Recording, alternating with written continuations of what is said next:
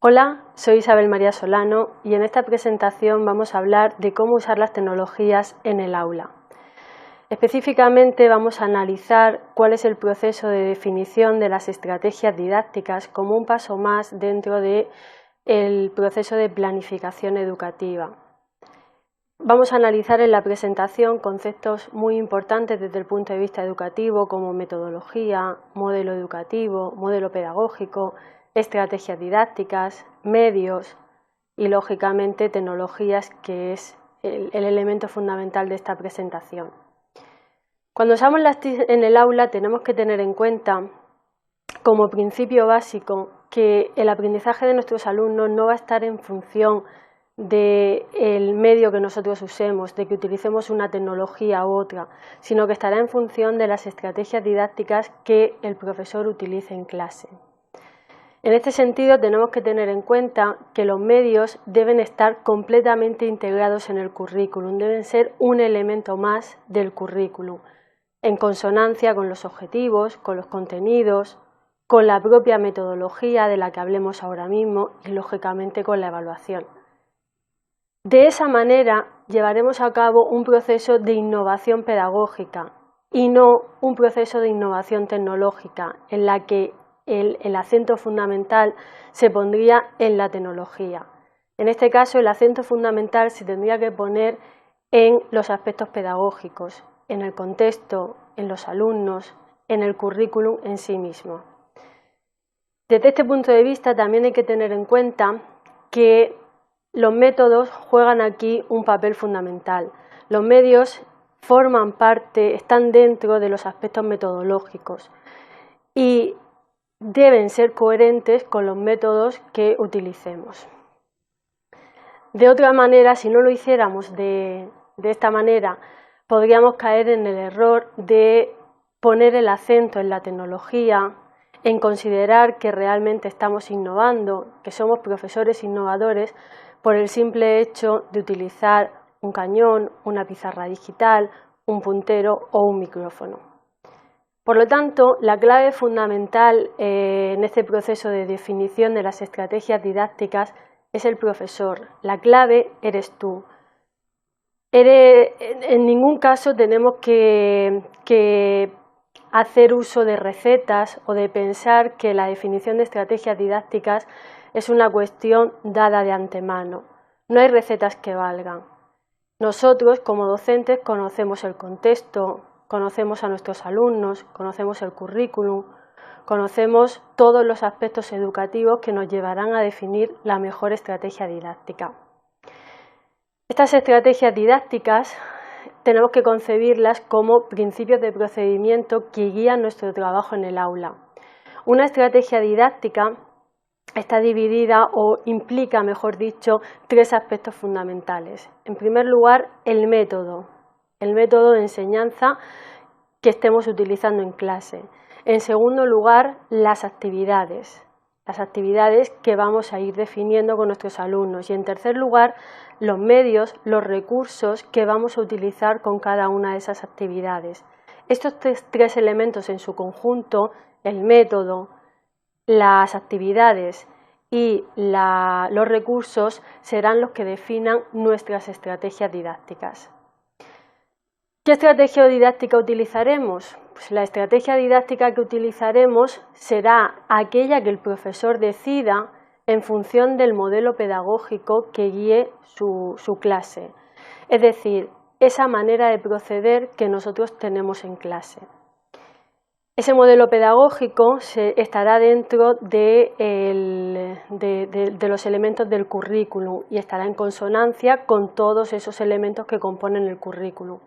También tenemos que tener en cuenta, desde el punto de vista tecnológico, para qué sirve la tecnología, qué función tiene. Y en tercer lugar, tendremos que tener en cuenta a nuestros alumnos, cuáles son las competencias que queremos conseguir en nuestros alumnos. Para prestar atención a las funciones que cumplen las tecnologías, tenemos que tener en cuenta elementos, aspectos que son fundamentales a la hora de seleccionar la mejor tecnología. En este sentido, tenemos que prestar atención al sistema simbólico que utilice esa tecnología. Esto es muy importante en niveles como educación infantil y educación primaria, no tan importante lógicamente en los niveles superiores, pero habría que tener en cuenta en primer lugar si la tecnología tiene una orientación textual o tiene una orientación visual. Si tiene una orientación textual, requerirá del alumno el dominio de la lectoescritura. Si tiene una orientación visual, no necesariamente va a requerir el dominio de la lectoescritura, va a tener un carácter más visual e incluso audiovisual. Serían imágenes, vídeos. Lógicamente, un recurso de orientación textual podemos convertirlo en un recurso de orientación visual si ponemos más imágenes y ponemos incluso audio. También tenemos que tener en cuenta las coordenadas comunicativas, y en relación con las coordenadas comunicativas, tradicionalmente se ha establecido la diferenciación entre comunicación sincrónica y comunicación asincrónica. La comunicación sincrónica sería aquella que se da en tiempo real, la comunicación asincrónica aquella que no se da en tiempo real.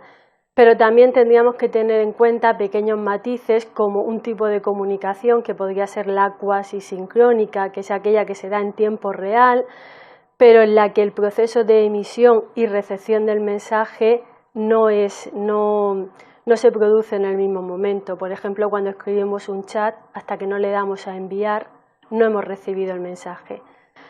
Y los recursos de comunicación parasincrónica, que serían todos esos recursos que existen en la web, una página web, por ejemplo, que yo creo en la que no tengo en cuenta el interlocutor, no sé cuál va a ser el interlocutor, no sé cuáles son los potenciales interlocutores de esa comunicación, pero donde lógicamente también existe comunicación porque existe un emisor y existe un receptor.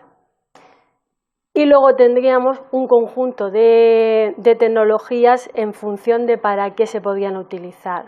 Pues esto es un catálogo que presentamos aquí, que nos puede servir de referencia: herramientas de productividad personal, redes sociales, herramientas móviles, microblogging, herramientas en vivo como puede ser la videoconferencia.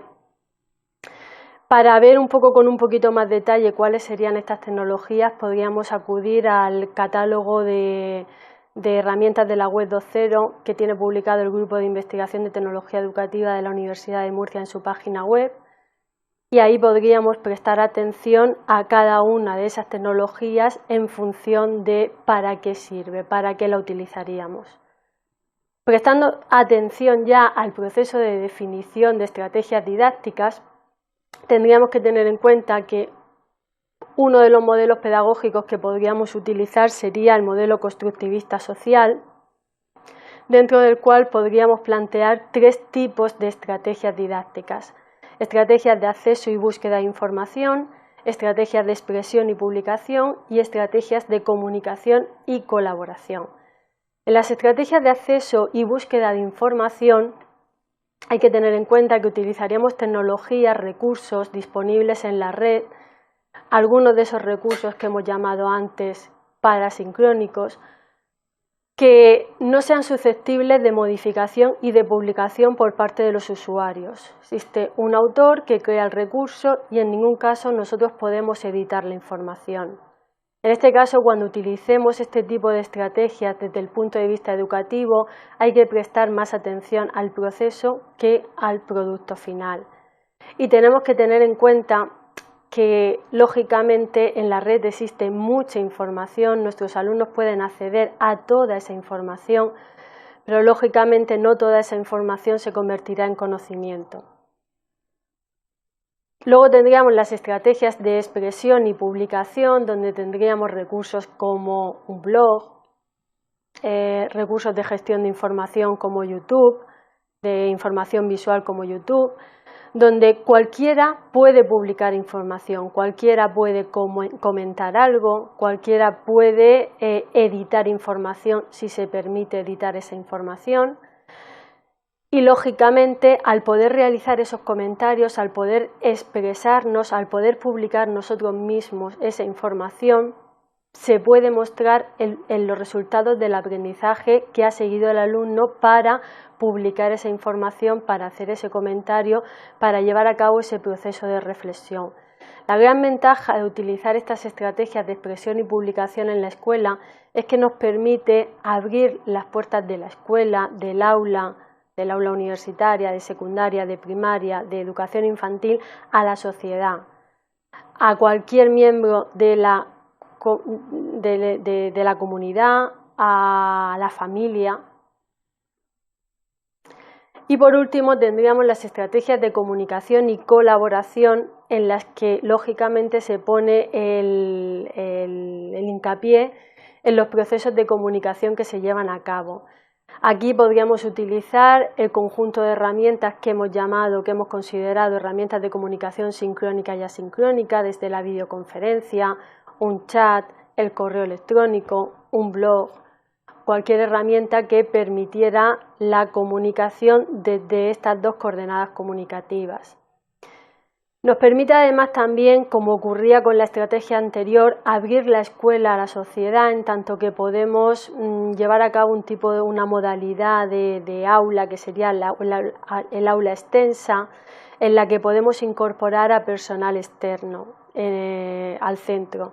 Podemos incorporar a profesionales de prestigio, profesionales en ejercicio o cualquier alumno, cualquier personal externo del aula para formar parte del proceso de enseñanza-aprendizaje.